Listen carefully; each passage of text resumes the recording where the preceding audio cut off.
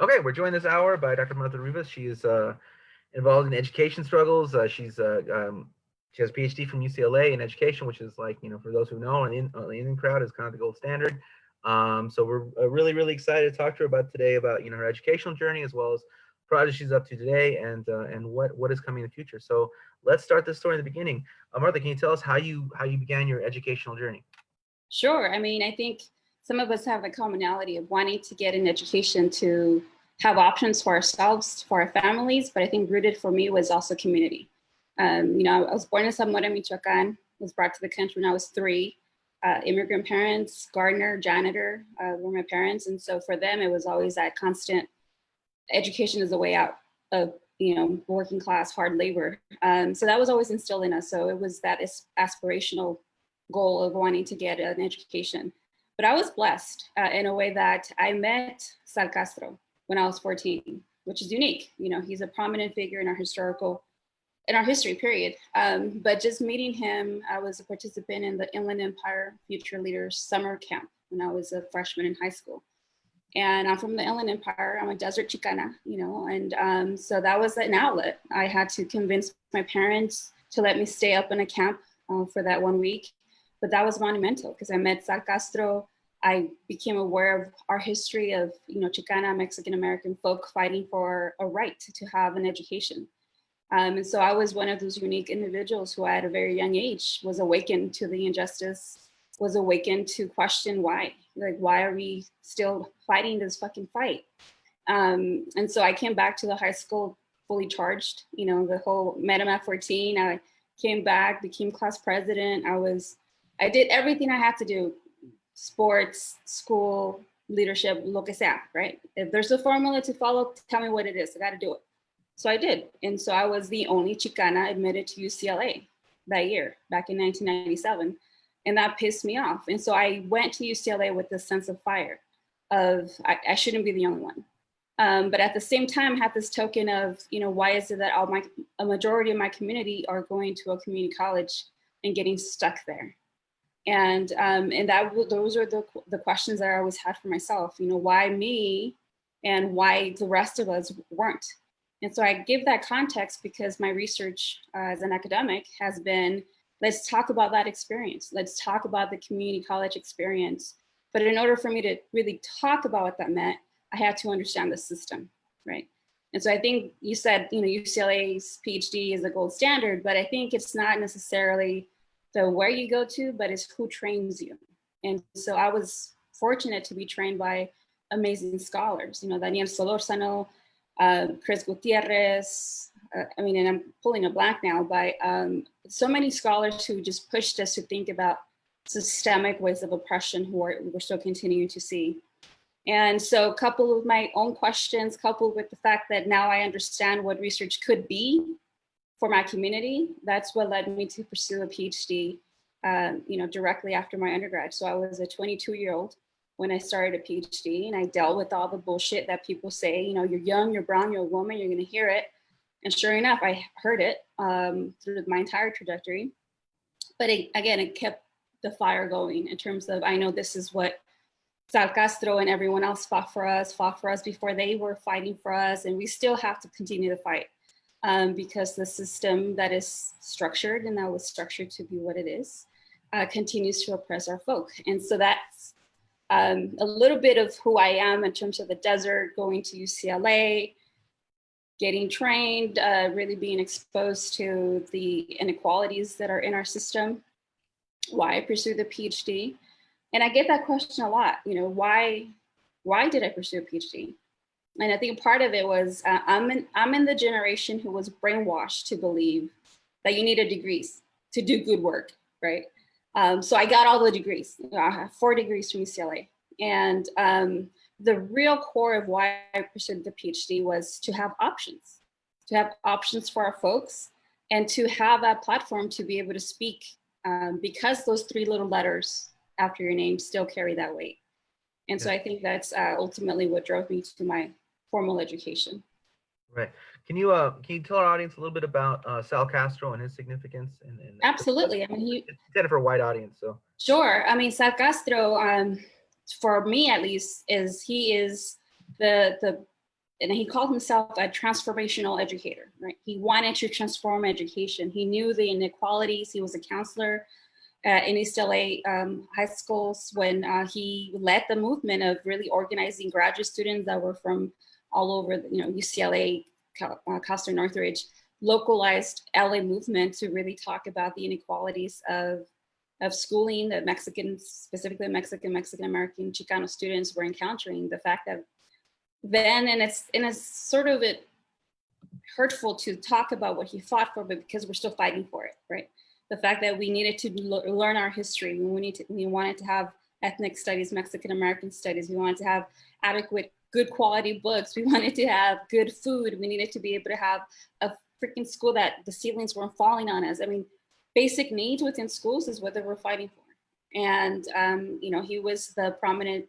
There was many prominent figures, I have to say, but he was one that stood out because he was the person that was hired to counsel students, and he was fired. And so there was that sort of what is that word, that not only the backlash, but I forget the word I'm looking for, but it really just, he was the one that was paying the consequences for a lot of these movements. And so his entire life trajectory was to speak on the 1968 high school blowouts, when thousands of our youth walked out of their schools to make a presence, our voice heard and known, and saying that we have the power to voice our concerns. And it wasn't just, it was youth led, but there was, parents and community activists who are still now honoring the work that they did, they meaning a whole group of leaders, but also the fact that, we're still taking up the same fight. So, fighting for ethnic studies, fighting for, let's talk about, truth to power, about how our system is and has been created for folks that are not like us. And it's not just phenotype in our histories, it's more than that. And I'll talk about that in a little bit. Yeah. Before we get into that, can you talk a little bit about Daniel Solorzano? Solorzano? Mm-hmm. Yeah, absolutely. He was my doctoral advisor, but he was one of the first scholars who documented the experiences of Mexican American Chicano scholars in terms of what it meant for them to pursue an formal education, college education, graduate education. So his dissertation, was really the groundbreaking research to really talk about how important it is for us to mentor folks of color, but specifically Chicanas and Chicanos. And so his entire body of work was documenting the experiences of us going through the process, but also he brought a critical lens to scholarship, which was critical race theory. And critical race theory is, a theoretical framework that started in the law and in the legal work to really talk about how the legal system is corrupt and it's biased and it's racist. I mean, I'm not going to beat around it. That's what it is. So he brought that theoretical framework into education and asked the question, how are the structures in education upholding racism? And they're still upholding forms of discrimination. And so he is, for me and many of us who were trained by him, he gave us permission to ask the questions that we were always told not to ask. And so for us to be able to understand, how theory works, how does it really help you understand methods? And I don't want to get too academic on this interview, but it really gave us the permission to say, we have to ask these questions, and we don't have to apologize to say racism still exists, sexism still exists, xenophobia is very real, but in an academic format, right? It's like, how do you tone that language to make sure that it's going to be approved? Because ultimately, like I said earlier, these institutions were not created for us, but it's nuances within it. Even if we're in the institutions, we have to, every step of the freaking way, we have to prove ourselves that we have the language, that we know the theory, that we know the method, that we back it up. And so like every single step of the way, he was there, not only for myself, but a whole group of scholars to really usher critical work forward. And even until this day, I followed essentially, I wanted to emulate his work, but I wanted to really look at how many of our PhD scholars who successfully obtained a PhD started the community college I wanted to look at that retrospective entire trajectory so that we can really have some data to really say, one, community college students are the most resilient students in the system once you understand how the structure is set up.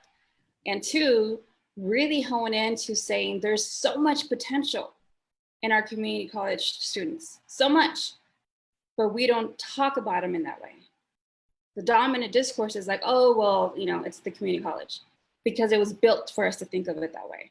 So I really wanted to have a research agenda to flip that on its head and say, no, look, the largest proportion when we look at PhDs who are produced in this country, 24% of them, of Mexican Americans specifically, started at the community college.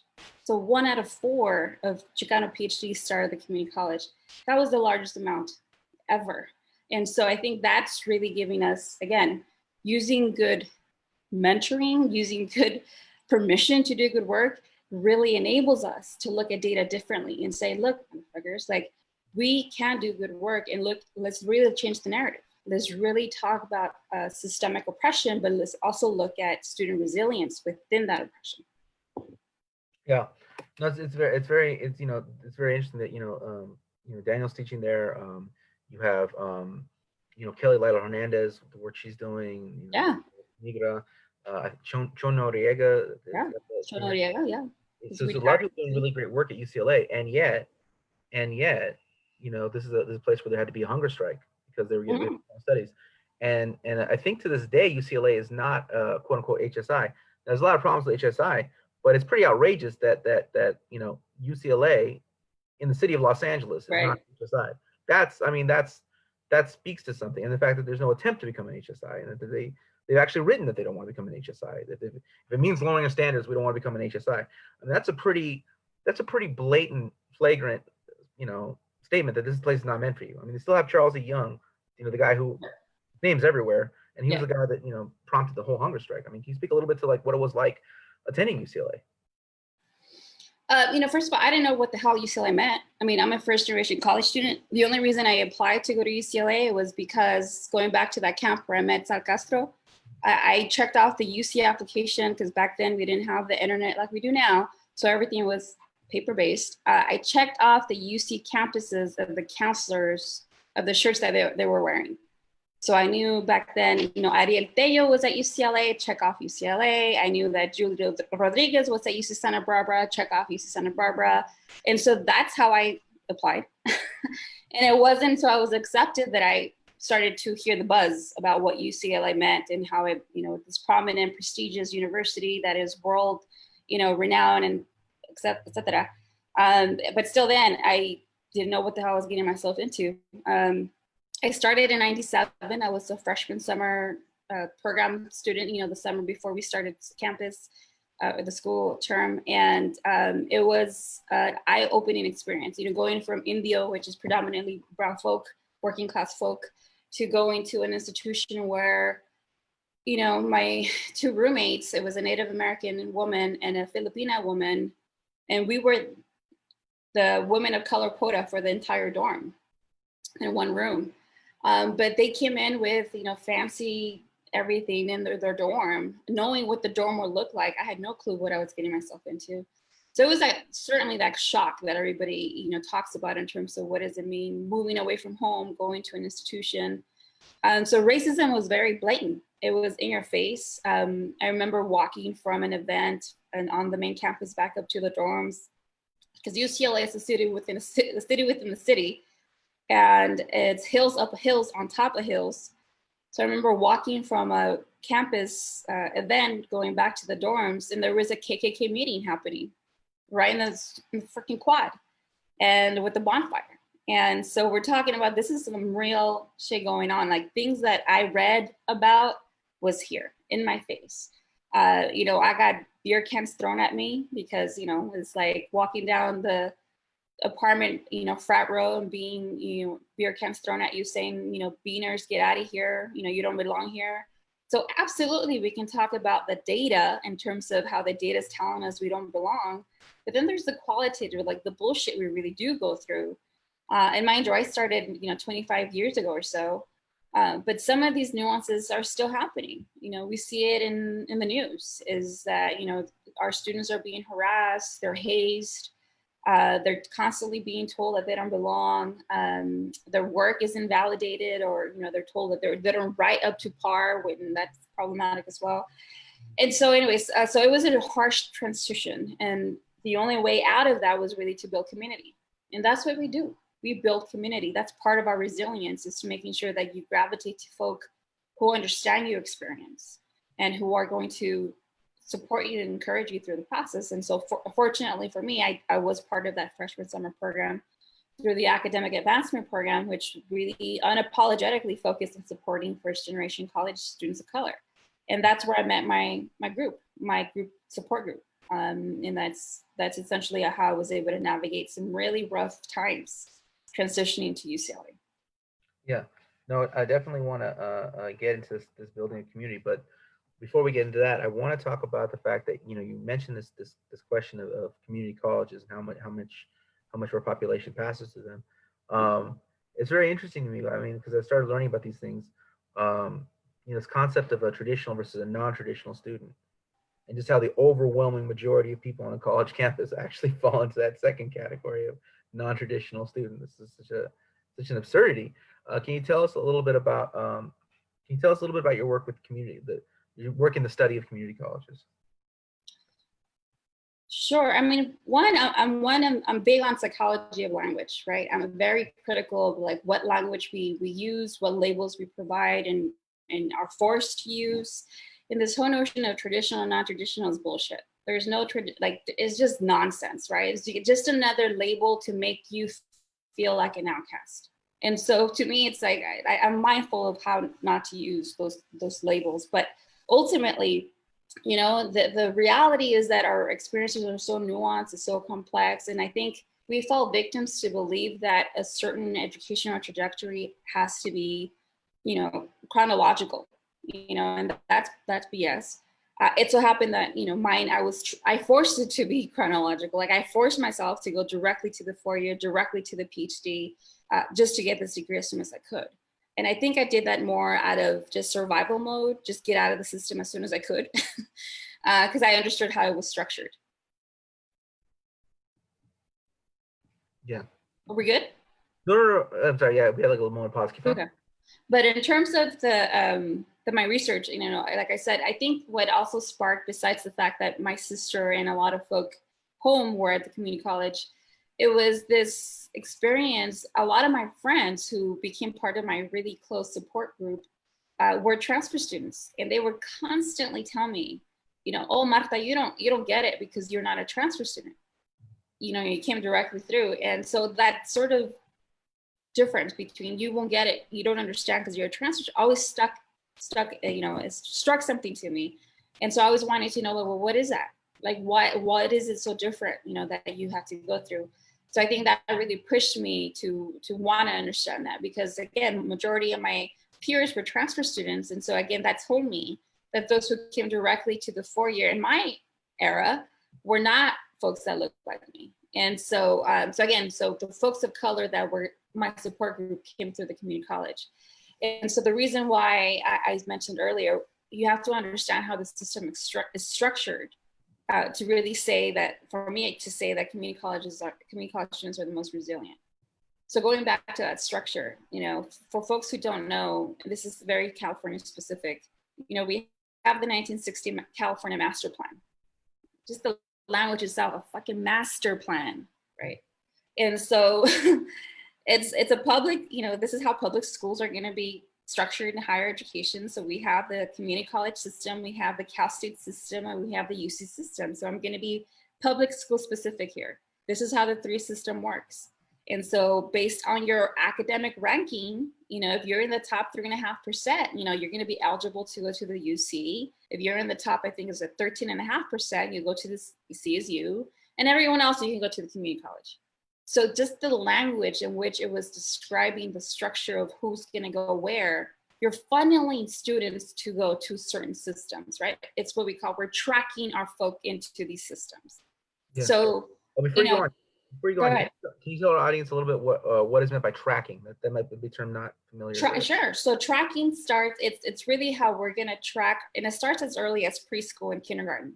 You know, sometimes we're told we're going to read in the yellow blue team, or the yellow bird, or the blue bird, or the red bird, but that shit is coded, right? It's the good readers, the so-so readers, and then what the teacher perceives to be as not so good readers. So this is really a cognitive tracking of the teacher, assuming the students have certain potential. So that's elementary school. Then they get to middle school, and it's going to be, you know, what math level are you going to be in? Because if you're in algebra by 8th grade, you are going to be tracked to be college material. So you're going to be tracked into high school. You're going to be essentially accessing the courses for you to be prepared to go to the UC. Yeah. If you don't get to, algebra in 8th grade, pretty much, or you're going to go on to the CSU or going to go to a community college. So that's the academic tracking that we're talking about. That shit still goes on, right? Yeah. Till this day, that still goes on. Yeah. And so it goes on because we're feeding into this larger system of what campus or system, you're going to go into or be eligible to go into. So again, it's like when you understand how the system is set up, you then realize the shit our students have to go through to be able to get that degree. Yeah. So within but it's, I'm giving the very simplistic way to understand the system, but, when I talk about community colleges, I researched and I was trying to understand the experiences of students at the community college. What do faculty at the community college go through? So I was doing the literature review, right? Like what's been written about it. One, there's very, very little research documenting, at least proportionally to the population, in terms of what the Latino, Chicano experience is at the sector. But nonetheless, I did my research. And so I did a lot of research, I did community work, I did nonprofit work, and eventually I became a dean at the community college, right? Yeah. That's when you and I met, so when I was a dean there. And so becoming the dean there was heartbreaking because everything I had read for the last 20, 30, 40 years that I would then assume shit would be done and gone is still there, right? So once our students are the community colleges, some of them may not necessarily understand what they can do at the community college. And so oftentimes administrators and faculty blame students for not knowing. And so for me as a dean, I would turn the script around and ask the faculty and administrators, isn't that our job? Isn't our job to inform students what options they have and how they should navigate the system? Because to this day, they're not. And so the same tracking that was going on in our K-12 system, that shit still goes on in higher ed. Our counselors, there's a good handful of folks who are doing good work at all levels. And I praise them for doing good work because I know there's some folks who are doing some good fighting for our students, but there's a good majority that are not, right? Yeah. They're giving timely information that should be given to students during time, they don't give it. How to really make sure students enter and leave the community colleges with 3 years, they're not doing it. And it's systemic, it's like not offering courses at a certain time, not caring to advise students at a certain time. It got to a point where I was still arguing with faculty because faculty would come to meetings and say there's politics, right? As an administrator, I can't argue with faculty. See, but I didn't give a shit. I would take them on. But I had faculty come to meetings and say shit like, these students aren't going to become doctors. These students aren't going to go to graduate school. These students don't know what graduate school is. So I would literally get up and say, well, what are you doing about it? Are you telling them what graduate school is? Are you telling them that they're not going to get an MD at a community college? They have to go get a BA and then medical school. Have you talked to them about that? Yeah. But all of that is raised because the campus I was working at is predominantly all 99% Black and brown.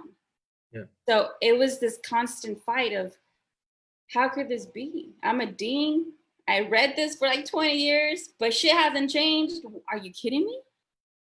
So like I said, it's heartbreaking because having been mentored by someone like Sal Castro, who's doing the fight, years ago, 50 years ago exactly. And then here I am fighting my way to eventually become a dean, same shit going on. It's like, when is this going to change? Like, we really need to talk about systemic changes. And that's, that's what we had mentioned, is like, let's really talk about the system. How is the system structured? And how can we really work within the system to making sure that our students know what the hell is happening? So that's why I said, when we think about the structure of higher education in the state, and you see that the average of our students from a community college to transfer is not 3 years. The typical time to transfer is 5 to 6 years. It's twice as long. Yeah. And it's not their fault. It's the institutional fault. They're having our students, instead of taking all courses required at one campus, we're asking them to go to 3 to 4 campuses. I call it the spider web effect, right? You have to go Zoom this way, go to that way, go to, and why are we doing that to our students, right? And so anyways, that's why I say the most resilient students are those who are at the community college, who are fighting, who are trying, who are doing it and transferring out to get that BA. So how, I mean, for me, I mean, I'm listening to you, and I can't help but think that, our substandard education, and by substandard, I don't mean, we're dumb. I just mean that, we're given, they're not being professional with us, and they're giving us they're giving us a lower quality of an education, is tied to our substandard occupation. When I say substandard occupation, I don't mean these jobs are low. I mean their wages are low, right? So I mean, I don't really believe in unskilled labor, and that concept is just a way of cheating people of having a decent life. But so long as these positions that we are meant to take, in the job market are not paid well, it seems like we're going to continue to get a substandard education. So I mean, so long as there's a substandard, so long as there's such a thing exists in our society, we're going to be the ones to fill it. I mean, we and others, but right now we're talking about us. Our community is going to be one of the groups that fills that. Well, absolutely. I mean, this is the whole social reproduction theory, right? We have to be able to uphold, and we live in a capitalist society, so that means we're going to have hard labor. Who's going to do it? Well, folks of color. And so when folks of color are going to try obtain a formal degree to advance in any way possible, well, let's make them start at the very bottom and work their way through, right?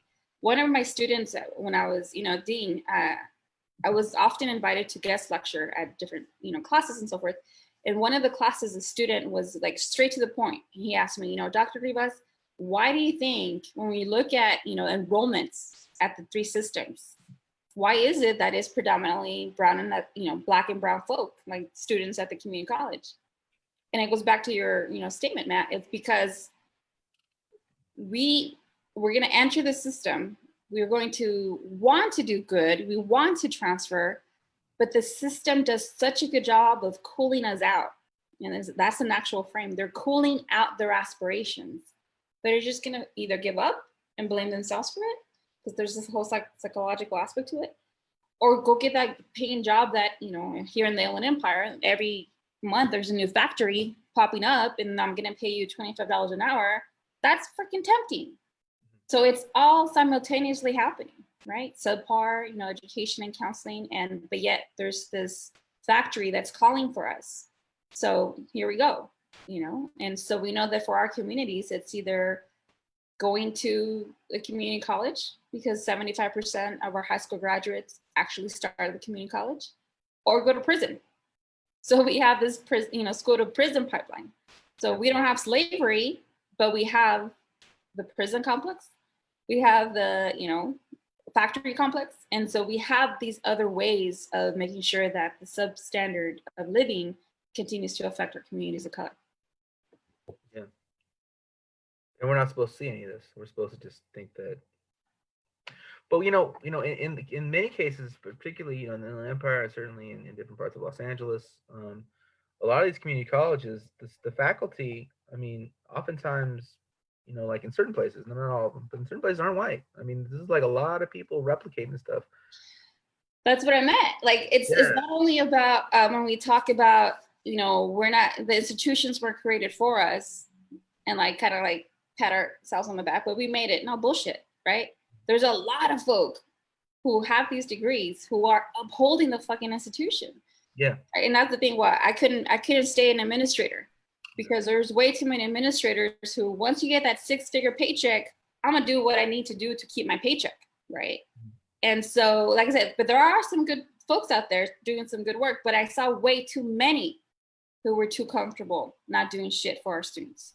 And so I think that's what was the heartbreaking part of it. And that was, it took a toll on me physically, right? Because I was so ambitious and so committed to, yeah, you know, as an administrator, I can, you know, raise certain questions, I could use certain data, and I could, you know, talk about, you know, ways that we can actually support our students to really succeed. Yeah. But then you had others who would say, no, we're not ready for that. Yeah. I had a conversation with, you know, someone that I know very well, also from India, who managed to go through the system and now is a vice president at a community college, and, you know, good for them. But they came up to me because I was hired as a consultant to help give some consultation on really talking about critical race theory in the community college. And they came up to me afterwards and said to me, you know, all of this sounds good. Like, you know, teaching ethnic studies would be great. But, you know, with all this change in the community colleges, we're just afraid that we may not, which is, they said, we're afraid that too many changes may hurt our students.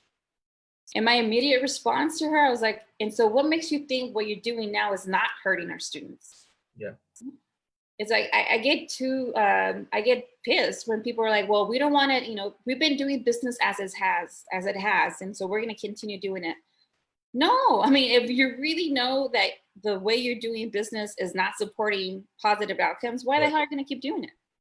So when I said that some of these institutions were created for us, these institutions were not created for folks who are trying to change the system. Right? Because there's too many folks who do have these positions and are comfortable upholding the institution.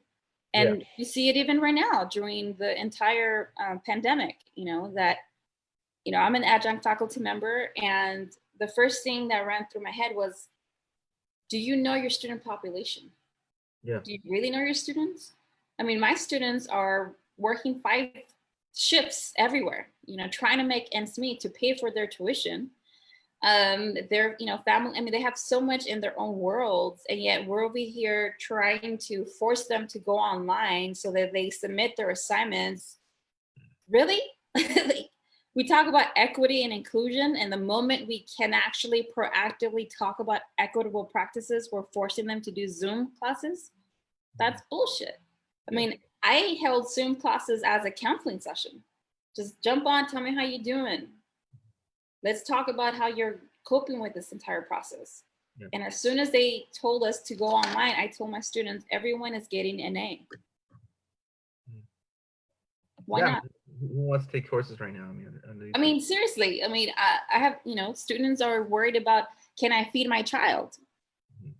And I'm expecting them to submit a 10-page paper on immigration reform. No. Yeah, that doesn't make any sense. But you know, when I think about these problems, I think that the answer is relative. The answer is easy, just nobody wants to do it. I mean, the answers are actually the real answers, like are pretty relative. I was talking to a principal one time at the school, and he was talking about all the wonderful strides they're making, right? And I was like, well, let's look at your library. You know, like, what's the student body here? Okay, why doesn't this library reflect it? Mm-hmm. You know what I mean? Like, why?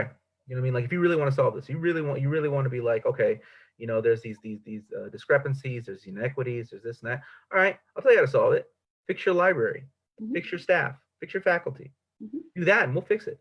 But you don't want to do that because you don't want to do that. And I understand why you don't want to do that. I mean, like, you'll get fired if you do that. You'll get fired. So right. I understand why you're not going to do it. But like, I understand that the road towards fixing that is long, arduous. It is complicated. It requires all these kind of special maneuvers. Why? But that's just because we don't have power. If we had power, we could fix tomorrow, right? The thing is that some folks would say that, right? It's gonna take so long. It's so much work. It's you know, it's gonna be 10 years, 20 years. Well, shit. I mean, we've already spent how many years trying to get to where we need to get to? Yeah. And the only folks getting left out are students of color. Yeah. Like, we can't like bullshit around the issue here. It's like they're not changing the system because it's profitable not to change it. Because if we really wanted to change the system, it goes top down, right? Let's get rid of the chancellor all the way down and make sure those provosts are actually committed to change. Because oftentimes we think the chancellor is the one that's running the show, but the reality is the one who's running the show are the provosts. They're the ones who are going to determine what are we really teaching? What are we really teaching our new generation of scholars, right? And that's all the systemic knowledge I've been able to gain through, going through all this process of teaching and wanting, administrator and engaging in these various conversations of saying, okay, who holds the power and what's their agenda? Because I've met way too many provosts and I know whose agenda they support. Yeah. And it replicates that of who's sitting in the Oval Office right now. So how is it going to change, right? And so to me, I often tell folks, the one way that we have to eradicate or try to push a mass wave of change is by teaching ethnic studies. Ethnic studies it's not a multicultural education, that's bullshit. What we really talk about in ethnic studies is understanding the historicity of people of color in this country and understanding the various forms of oppression that are systemically, constantly on a daily basis oppressing us. Yeah. So if we were to teach ethnic studies early on, K-12, imagine what that would do. It's going to send a wave of folks up to say, I demand an education. I demand a quality education. I demand that you tell me what a PhD is when I'm 5. Yeah. But the harder we fight, the shorter it will take. I really believe that. Yeah, I mean, but that's why, that's the fight I took on as a dean. Because I was right in the onset of this entire pathways movement, right? Setting new pathways, restructuring the community colleges, and making sure our students were supported because the majority still want to transfer. And so I came in saying, okay, if we already have the data, then what's preventing you from having a pathway that's committed to social justice and ethnic studies? Give me a valid answer. I mean, look out the window. It's Black and brown students. How can you tell me that you can't do that? Yeah. Right. And they always came back to, well, the provosts and the academic presidents have to approve this. And well, who's sitting in those positions? Not us. Yeah. Right. And so there's a lot of change that still needs to happen. And I know that's one of the questions that constantly comes up. It's like, well, let's be trucha, right? If we already know what positions are the ones who hold the power, let's speak truth to it, and let's make sure that our folks get into those positions. Yeah. No, I actually believe it. I'm saying, like I said, I mean, like when I said it's gonna take a long time, I just mean like it can't be done like tomorrow. You can't just like go in and like kick down the door and like throw the book somewhere. I mean, that's like that's how I get. I get very much like like, all right, flipping tables over, like whatever. But that's not obviously. Yeah, you gotta do a little more suave than that. But yeah. But what I'm just saying about that is that no, the harder we fight, the quicker it'll happen. I mean, I believe it'll happen, but if we act as though we're gonna get this accomplished in 10 years, then it's gonna take 50. You know what I'm saying? Like I truly think it's gonna happen, and I think the shifting of the numbers is gonna eventually whatever, right? But that's my opinion. But not even in my lifetime. You know what I'm saying? It's gonna take forever, right? Yeah. But if we act now and we fight hard, then this could be solved in I don't know, maybe 3 to 10 years. But I think the work that we do in all aspects, and I just want to be mindful that I don't speak to this assuming that it's only folks within education who are going to create this, because it's not, right? It's going to take a holistic push on all fronts, from community, parents, nonprofits, which there's a whole politica there as well. But it's ultimately, it's like you said, it's knowing very well that the work we're doing now, we're not going to see the fruits of it. We're not going to see the fruits of our labor, right? It's the work that we do now. It's for the next 7 generations of our folk, right? I'm doing my best to inculcate everything I know with my 2 little chicanitas, who know, how to call people on their shit. But it's my mothering. That's just the way I mother. And that's something that I think we need to take ownership of ourselves, right? For those of us who have been fortunate to have these opportunities and have these degrees, then what, right? Staying as a professor in academia and battling your fights, because it's a constant fight for our folk to be there anyways, is tiring. And our folks do have a physical reaction. It's the racial battle fatigue is real. A lot of our folks are dying too young because of the fight they're taking on. So to me, it's who else is taking on this fight? Who else is out there with our community? Our schools aren't going to speak truth to power because they aren't allowed to. And so for me, it was always about, well, who else is there? And for me, it was a natural progression to think about nonprofits.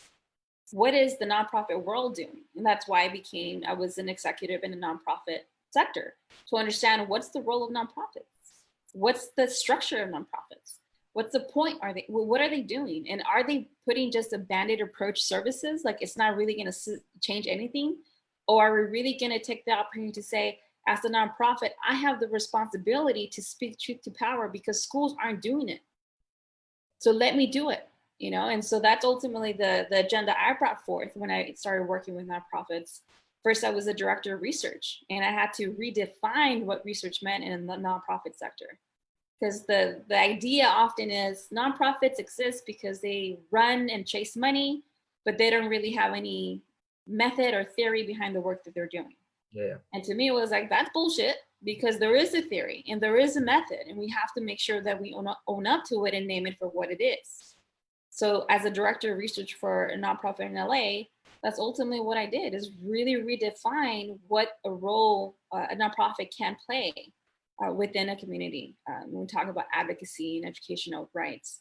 But that system itself, it is corrupt, and it's rooted in white supremacy, and it's rooted in, let's just give them the resources and give them this bandit approach support, but let's not speak truth to power.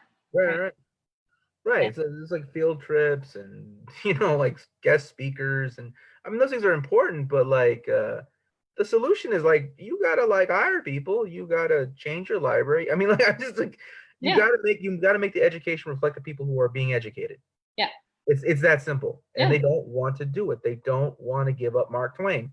They don't want to give up Geoffrey Chaucer. They don't want to give this stuff up. Right. And I'm not saying that there's anything wrong with it. What I'm saying is this: is that if if this is a school with brown kids, they should be studying. I know everyone's mad right now, but they should be studying, let's say, Sanders Cisneros, Luis Rodriguez, Valdez, people like that, and then they could take Mark Twain in college. You know what I'm saying? Like that's the way it should be. Right. Like, there's so many more that we can add to that list. We have so many other like new voices. Right. And but I hear you. But that's part of the whole thing about even your book. We have hello. Yeah. We need to make sure the students hear the new voices. I mean, yes, the older work, and our elders respect them as well. But it's also about validating the generational growth, right? Mm-hmm. We're able to have certain terminology to name our experience because of the works that were given to us. And when I read Ana Castillo, when I read Gloria Anzaldúa, I was 18, 19, and it's like my whole world shifted. Like, holy shit, this actually is real? Like other women that look like me and like feel like, are you kidding me? And so I think that's also why I've gone outside of academia. Yeah. And so my argument though would be that it would have been a much better situation had you read that at 12, and then and at 23 you would have read Jane Austen. Tal vez. Oh, if you wanted to, right? If you wanted to, if you were interested. Actually, I started undergrad. I started as an English major because I thought I wanted to be a high school English teacher because I had an amazing Miss Diana Sanato from India. I had her at middle school. And so I wanted to be a high school English teacher. I started as an English major. When they told me I had to read Shakespeare for 3 years, I said, a la madre, I'm not reading this shit for 3 years, right? And so then I changed my major to comparative literature, where half of my coursework was Chicana, Mexican-American lit. That gave me life. So it goes back to your question of how did I succeed or transition at UCLA? Reading work that matters. That's what made it through. That's how I made it through. And I saw myself as a writer, saw myself as like, my voice fucking matters. Like I have something to say. Right. Yeah. I have something to say. And so ultimately that's why, again, the PhD gives you, for me at least, gives me that option to say, I have something to say, and I've seen some shit that other folks have not. I'm only 41, but I can speak to, some conversations that need to be had in the community. Yeah. But I mean, like, what is this? I mean, like the ultimate, I mean, I guess the question I'm interested in is like, what does this do? Because this is a story that comes up over and over and over and over again throughout the course of these interviews. And that is, and then I went to college and discovered Chicano studies, and then and the doors opened. But by the time this is happening to people, they're like 20, 22, 23. You know, I'm like, you should have gotten this as a child. Like, you Right. should have gotten this as a teenager. You should have gotten this very early on. And like all these like kind of neuroses and like all these problems you've developed that have carried out in your life and expressed themselves in through many ways, you might not have had a lot of them. You know what I mean? Like a lot of them. And like that's Maybe. kind of yeah, that's kind of But I think, maybe neurosis is the wrong word, but like these whatever. I mean, I know for myself, like a lot of the tensions I have, um, probably wouldn't have had it had I gotten this kind of thing at a younger age. You know what I mean? Like, you know what I'm saying? absolutely. But you know what? Have you seen that image where there's a picture of like brown graduates, college graduates, in that picture of like gang members? Yeah. They say, they want you to fear the gang members, but the reality is they're trying to, what they fear is those college educated folk.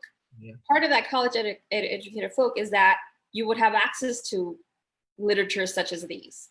So Yeah. you would feel empowered. So are we going to teach that literature to elementary school kids and high school kids? Hell no. Of course not. Because again, you're challenging that formula. That's why I say, imagine if we would to have a critical ethnic studies from K-12 on up. Imagine what they would do to the system, right?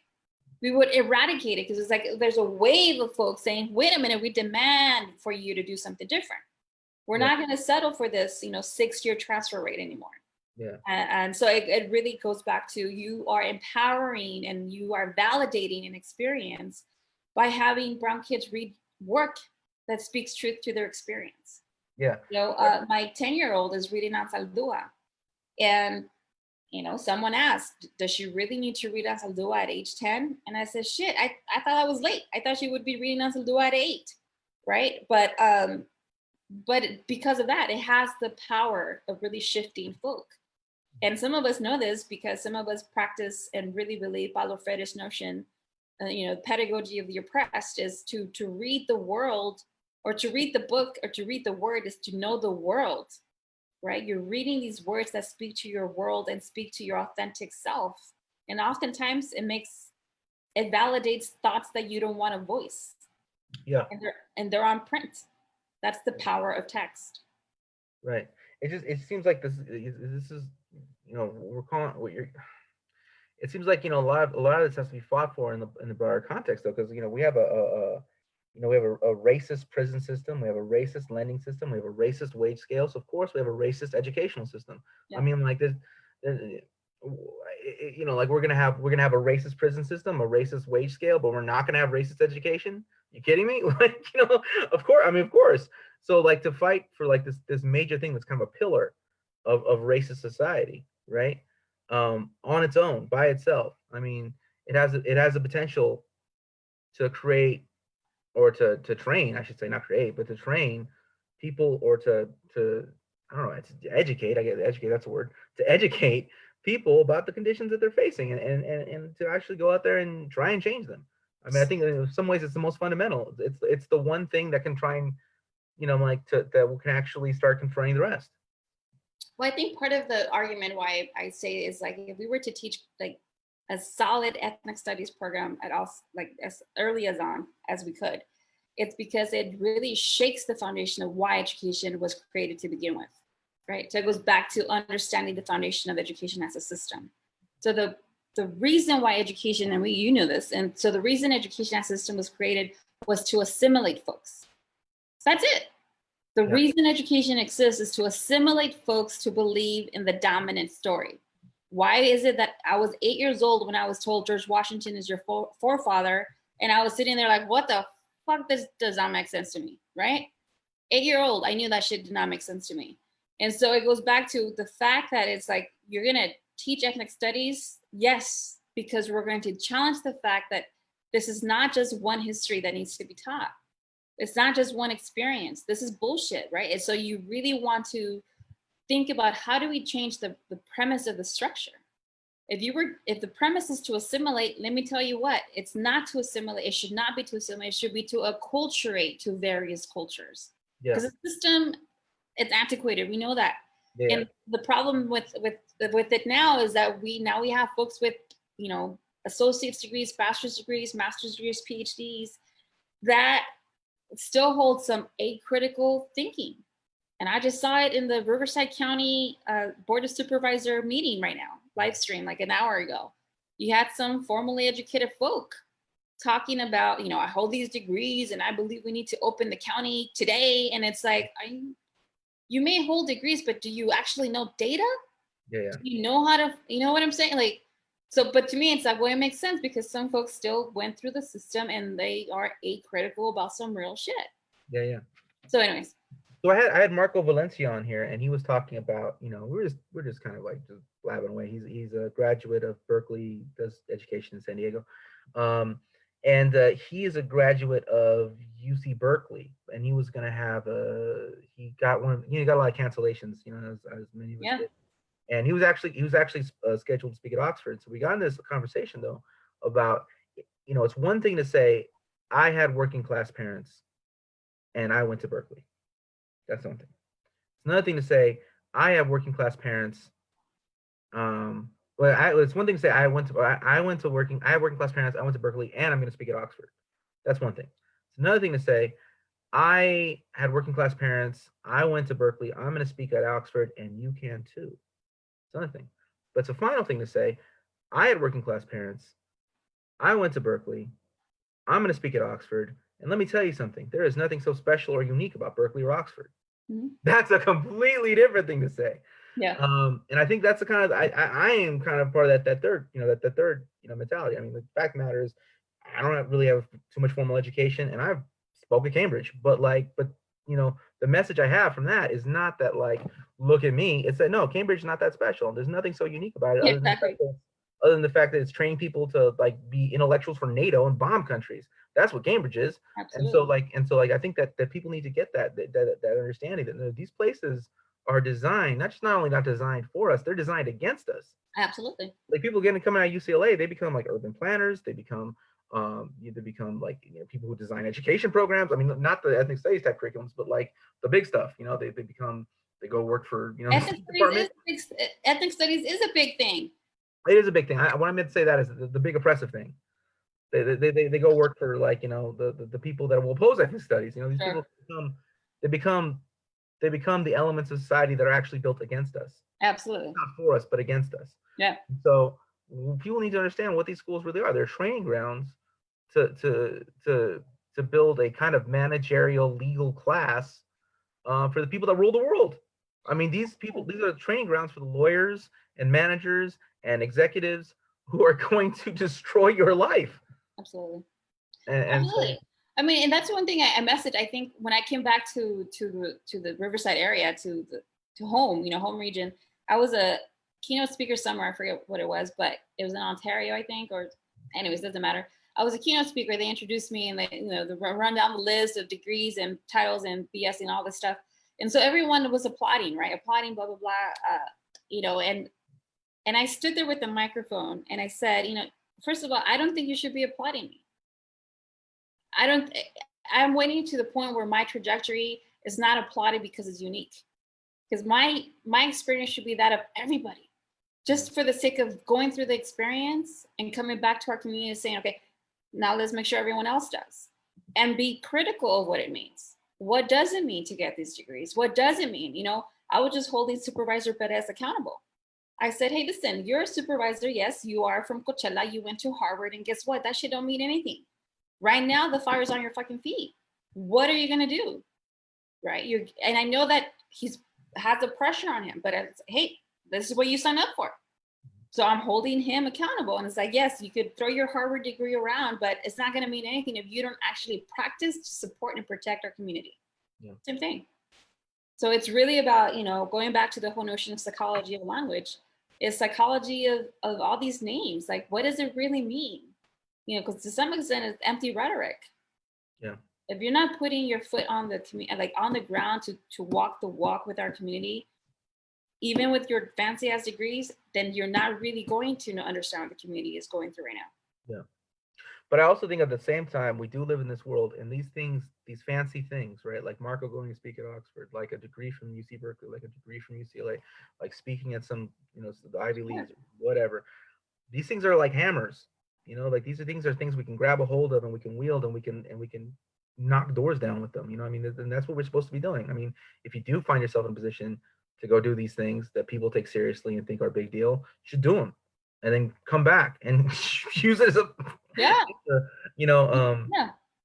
against those who mean to destroy us. I mean, like, I mean, it's ultimately what we say, we call them, these are the tools and the skills we use to protect ourselves. yeah. And when we protect ourselves, we protect our community.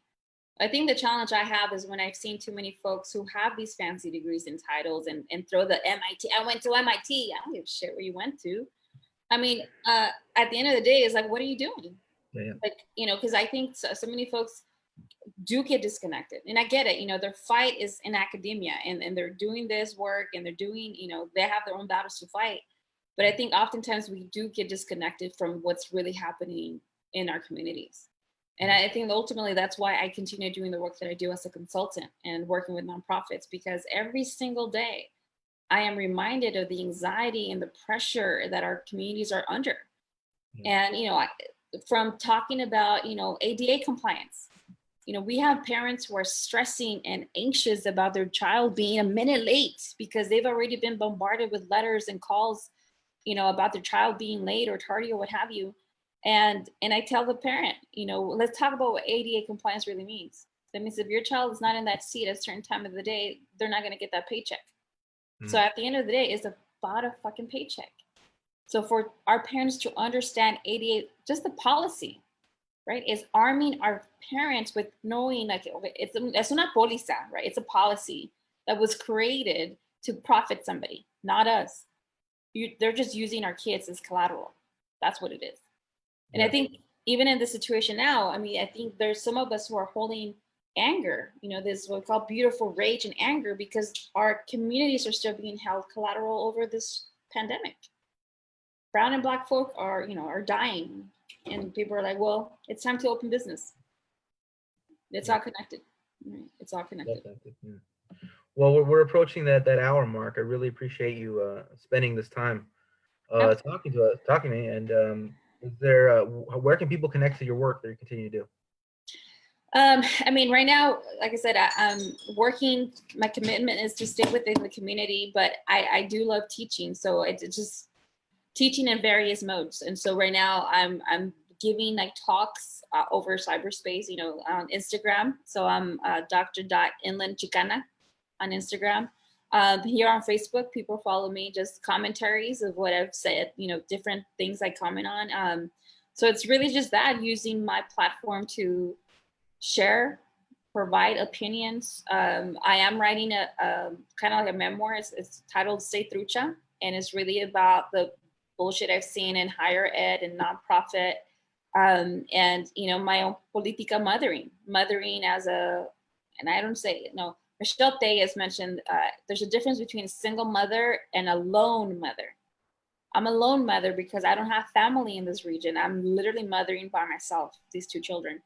So it's about, how do we stay sane and trucha in this whole process? Because we're committed to our children, but we advocate for community. So that's ultimately what I'm writing about right now. I'm hoping to publish something this year. Yeah. Well, I'm sure you will. And good luck with that. And you don't need the luck, but take it anyways. And and we'll drop the links below for any way people can follow you. So sounds good. Thank you Thanks so much. Matt. Appreciate again, and I said this before we started, but I do appreciate you taking, making the platform, having this space to just introduce us to more folk, just see how many of us are just out here trying to keep doing good work. So I appreciate you giving us that space. Yeah, and you should. If anyone you didn't know, you now know. I mean, this goes to everybody. If there's somebody you saw on these you didn't know, connect. I mean, these are just people selected from my Facebook. Yeah. my Facebook friends. So I mean, like, this is the people that you would get to know if you were a poet. If you were a revolutionary poet, these are the people you would know. So that's how we build community, right? That's what we Yeah. said, building community. Yeah. So I appreciate it again, and we'll talk soon. Thank you again.